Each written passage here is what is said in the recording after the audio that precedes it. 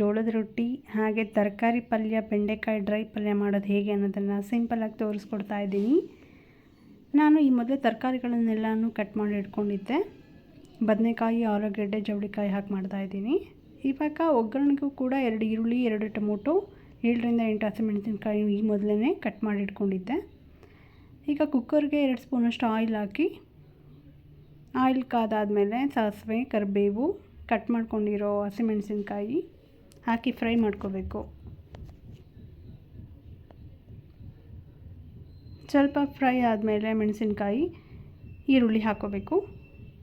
ಈರುಳ್ಳಿ ಜೊತೆ ಹಾಗೆ ಟೊಮೊಟೊ ಕೂಡ ಇವಾಗಲೇ ಸೇರಿಸ್ಕೊಂಡು ಫ್ರೈ ಮಾಡ್ಕೋಬೇಕು.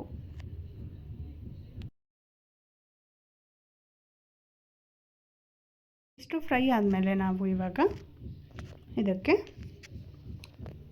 ಕಟ್ ಮಾಡ್ಕೊಂಡಿರೋ ತರಕಾರಿಗಳನ್ನ ಸೇರಿಸ್ಕೋಬೇಕು.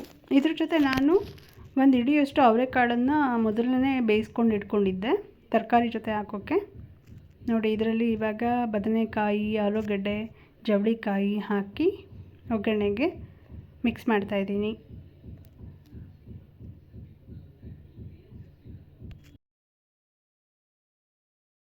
ಮಿಕ್ಸಡು ತರಕಾರಿ ಪಲ್ಯ ಅಂದರೆ ನನಗೆ ತುಂಬ ಇಷ್ಟ. ರೊಟ್ಟಿ ಜೊತೆ ಕಾಂಬಿನೇಷನ್ ತುಂಬ ಚೆನ್ನಾಗಿರುತ್ತೆ.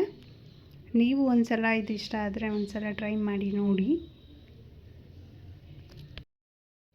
ಇವಾಗ ನಾನು ಮೊದಲೇ ಬೇಯಿಸಿಟ್ಕೊಂಡಿರೋ ಅವರೆಕಾಳನ್ನು ಹಾಕ್ತಾಯಿದ್ದೀನಿ. ಸ್ವಲ್ಪ ಉಪ್ಪಾಕಿ ಬೇಯಿಸ್ಕೊಂಡಿರ್ತೀನಿ. ಇದನ್ನು ಇವಾಗ ತರಕಾರಿ ಜೊತೆ ಮಿಕ್ಸ್ ಮಾಡಬೇಕು.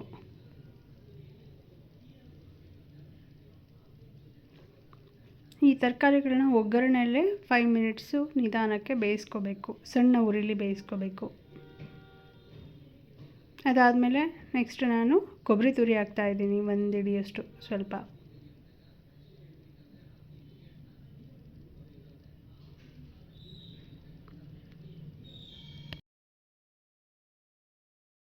ಹಾಗೆ ಇದಕ್ಕೆ ನಾನು ಇವಾಗ ಸಾಂಬಾರದ ಪುಡಿ 1 ಸ್ಪೂನಷ್ಟು ಸೇರಿಸ್ಕೊತಾ ಇದ್ದೀನಿ.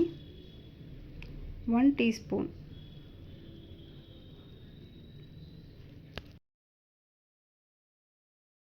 ಹಾಗೆ ಇದಕ್ಕೆ ಕುರ್ಷಾಣಿ ಪುಡಿನ ಸೇರಿಸ್ಕೊತಾ ಇದ್ದೀನಿ, 1 ಸ್ಪೂನಷ್ಟು.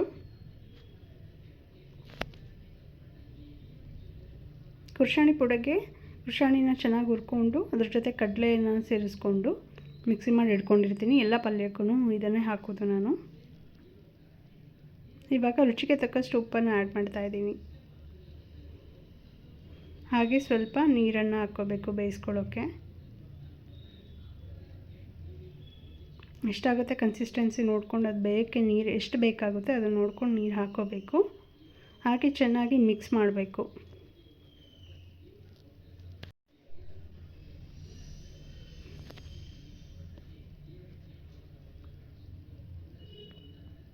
ಇದಿಷ್ಟು ಆದಮೇಲೆ ನಾನಿವಾಗ ಇದನ್ನು ಮುಚ್ಚುತ್ತಾ ಇದ್ದೀನಿ ಕುಕ್ಕರ್ ಲಿಡ್ಡು. 1 ವಿಸಲ್ ಬರೋಕ್ಕಿಂತ ಮುಂಚೆನೇ ಆಫ್ ಮಾಡಿದರೆ ಚೆನ್ನಾಗಿರುತ್ತೆ. ತರಕಾರಿ ಜಾಸ್ತಿ ಬೆಂದಿರಲ್ಲ. ತುಂಬ ಬೇಯಿಸ್ಬಿಟ್ರೆ ಮೆತ್ತಗಾಗಿಬಿಡುತ್ತೆ, ಸಿಗೋದೇ ಇಲ್ಲ ಆಮೇಲೆ. ಇವಾಗ ನೋಡಿ, ತರಕಾರಿ ಪಲ್ಯ ರೆಡಿಯಾಗಿದೆ. ಹಾಗೆ ಟೇಸ್ಟು ಇರುತ್ತೆ, ರೊಟ್ಟಿ ಜೊತೆ ತುಂಬ ಚೆನ್ನಾಗಿರುತ್ತೆ. ನೀವು ಒಂದ್ಸಲ ಟ್ರೈ ಮಾಡಿ. ಹಾಗೆ ಇವಾಗ ಬೆಂಡೆಕಾಯಿ ಡ್ರೈ ಪಲ್ಯ ಮಾಡೋದು ಹೇಗೆ ಅಂತ ನೋಡೋಣ. ಬೆಂಡೆಕಾಯಿ ಪಲ್ಯ ಮಾಡೋದಕ್ಕೆ ನಾನು ಬೆಂಡೆಕಾಯಿನ ತೊಗೊಂಡಿದ್ದೀನಿ, ಒಂದು ಅರ್ಧ kg. ಅದನ್ನು ಚೆನ್ನಾಗಿ ವಾಶ್ ಮಾಡಿ ಸಣ್ಣ ಕಟ್ ಮಾಡಿಕೊಂಡು ಹುರ್ಕೋಬೇಕು. ಅದ್ರ ಜೊತೆಗೆ ನಾನು ಒಂದು ಬಾಣಲೆಯಲ್ಲಿ ಎಣ್ಣೆ ಹಾಕಿಬಿಟ್ಟು ಸ್ವಲ್ಪ ಸಾಸಿವೆ ಕಾಳು ಹಾಕಿ ಒಗ್ಗರಣೆಗೂ ರೆಡಿ ಮಾಡ್ಕೊತಾ ಇದ್ದೀನಿ. ನಾನು ಈ ಮೊದಲೇ ಎಲ್ಲನೂ ಒಗ್ಗರಣೆಗೆ ಏನು ತರಕಾರಿಗಳು ಬೇಕೋ ಅದನ್ನು ಮೊದಲೇ ಕಟ್ ಮಾಡ್ಕೊಂಡು ಇಟ್ಕೊಂಡಿರ್ತೀನಿ. ನೋಡಿ, ಇವಾಗ ಕರಿಬೇವು ಹಾಕಿದ ಮೇಲೆ 1 ಈರುಳ್ಳಿ ಹಾಕ್ಕೋಬೇಕು ಒಗ್ಗರಣೆಗೆ.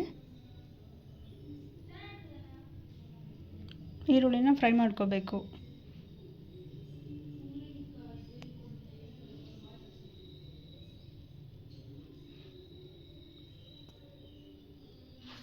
ಜೊತೆಲೇ ಮಾಡೋದ್ರಿಂದ ಟೈಮ್ ಕೂಡ ಉಳಿಯುತ್ತೆ. ಈ ಕಡೆ ಸೈಡಲ್ಲಿ ನಾನು ಬೆಂಡೆಕಾಯಿನೂ ಫ್ರೈ ಮಾಡ್ಕೊತಾ ಇದ್ದೀನಿ, ಹುರ್ಕೋತಾ ಇದ್ದೀನಿ.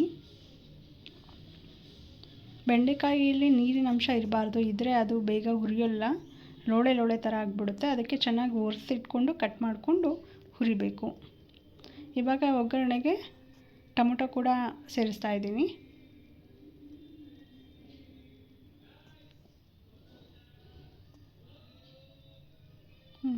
ಇವಾಗ ಸ್ವಲ್ಪ ಬೆಂಡೆಕಾಯಿನೂ ಕೂಡ ಚೆನ್ನಾಗಿ ಹುರಿದಿದೆ. ಇನ್ನೊಂದು ಕಡೆ ಈಗ ಒಗ್ಗರಣೆ ಕೂಡ ರೆಡಿಯಾಗಿದೆ.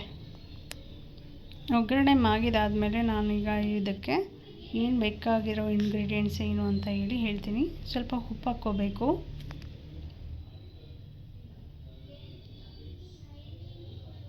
ಹಾಗೆ 1.5 ಸ್ಪೂನಷ್ಟು ಖಾರದ ಪುಡಿ ಹಾಕ್ಕೋತಾ ಇದ್ದೀನಿ.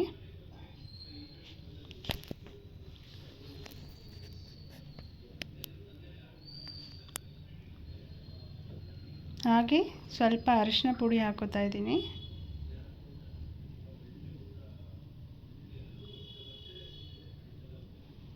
ಹಾಗೆ 1 ಸ್ಪೂನಷ್ಟು ಕೊತ್ತಂಬರಿ ಪುಡಿನ ಆ್ಯಡ್ ಮಾಡ್ಕೋತಾ ಇದ್ದೀನಿ. ಇದಿಷ್ಟು ಒಗ್ಗರಣೆಗೆ ಹಾಕ್ಕೋಬೇಕು.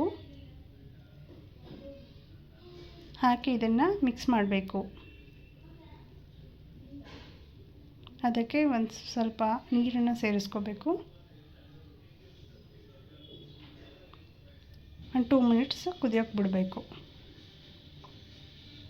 ಇವಾಗ ಬೆಂಡೆಕಾಯಿ ಕೂಡ ಚೆನ್ನಾಗಿ ಫ್ರೈ ಆಗಿದೆ.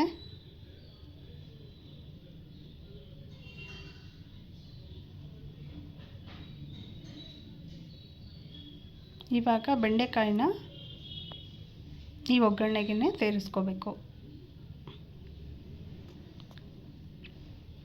ಇದಕ್ಕೆ ಕಾಯಿ ತುರಿನೂ ಹಾಕಂಗಿಲ್ಲ, ಸಂಬಲ್ ಪುಡಿನೂ ಹಾಕಂಗಿಲ್ಲ. ಬರೀ ಅರಿಶಿನ, ಕೊತ್ತಂಬರಿ ಪುಡಿ, ಖಾರದ ಪುಡಿ, ಉಪ್ಪು.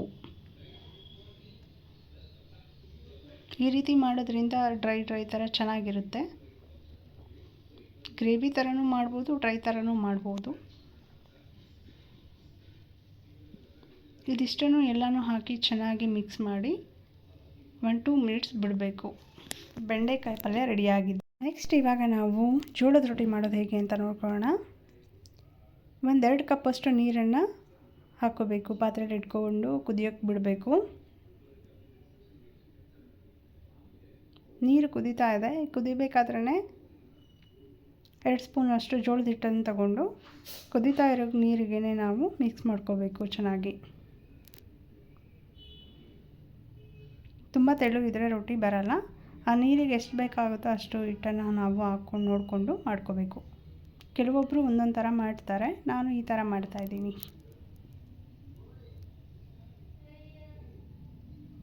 ಈಗ ಪಾತ್ರೆಯಲ್ಲಿ ಅದನ್ನು ಚೆನ್ನಾಗಿ ಮಿಕ್ಸ್ ಮಾಡಿಕೊಂಡು ಅದನ್ನು ಇವಾಗ ಕೆಳಗಡೆ ಹಾಕ್ಕೋಬೇಕು. ಇದು ನಾನು ಮಾಡ್ತಾ ಇರೋ ಥರ ಹೇಳ್ತಾಯಿದ್ದೀನಿ. ನಿಮಗೆ ಹೇಗೆ, ನೀವು ಯಾವ ಥರ ಮಾಡ್ತೀರಾ?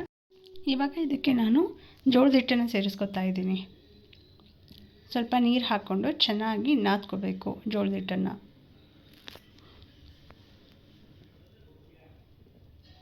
ಸ್ವಲ್ಪ ನೀರು ಹಾಕ್ಕೊಂಡು ಹದವಾಗಿ ನಾದ್ಕೋಬೇಕು.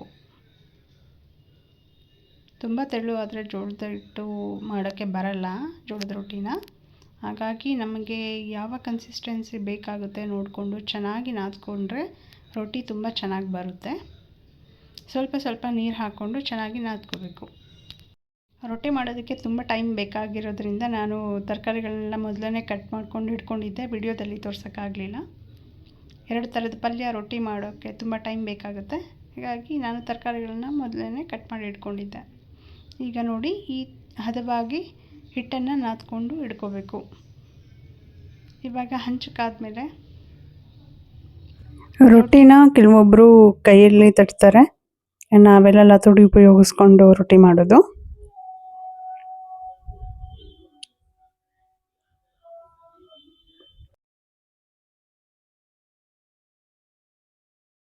ನಿಮಗೆ ಎಷ್ಟು ಬೇಕೋ ಅಷ್ಟು ಅಗಲಕ್ಕೆ ರೊಟ್ಟಿನ ಉತ್ಕೊಂಡು ಈಗ ಹಂಚು ಕಾದಿದೆ, ಹಂಚಿನ ಮೇಲೆ ಹಾಕಿ ಹಿಟ್ಟಿರೋ ಕಡೆ ಸ್ವಲ್ಪ ನೀರು ಹಚ್ಚಿ ಬೇಯಿಸ್ಕೋಬೇಕು.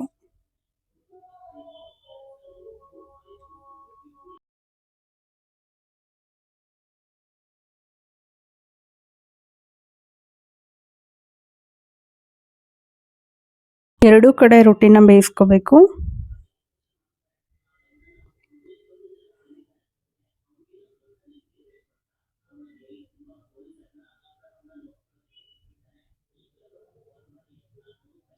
ಇವಾಗ ಬಿಸಿ ಬಿಸಿ ರೊಟ್ಟಿ ಜೊತೆ ತರಕಾರಿ ಪಲ್ಯ ಹಾಗೆ ಬೆಂಡೆಕಾಯಿ ಡ್ರೈ ಪಲ್ಯ ಚೆನ್ನಾಗಿರುತ್ತೆ. ನೀವು ಒಂದ್ಸಲ ಮಾಡಿ, ಚೆನ್ನಾಗಿರುತ್ತೆ. ಇವಾಗ ಪ್ಲೇಟ್ಗೆ ಸರ್ವ್ ಮಾಡೋಣ ಬೆಂಡೆಕಾಯಿ ಪಲ್ಯ, ಹಾಗೆ ಅದ್ರ ಜೊತೆ ತರಕಾರಿ ಪಲ್ಯ, ಹಾಗೆ ಬಿಸಿಯಾದ ರೊಟ್ಟಿ. ಹೇಗಿದೆ ಈ ರೆಸಿಪಿ? ಈ ವಿಡಿಯೋ ನೋಡಿ ನಿಮಗೆ ಇಷ್ಟ ಆದರೆ ಯಾರೆಲ್ಲ ವಿಡಿಯೋ ನೋಡ್ತಿದ್ದೀರಾ ನನ್ನ ಚಾನಲ್ಗೆ ಸಬ್ಸ್ಕ್ರೈಬ್ ಆಗಿ, ಲೈಕ್ ಮಾಡಿ, ಶೇರ್ ಮಾಡಿ. Thank you.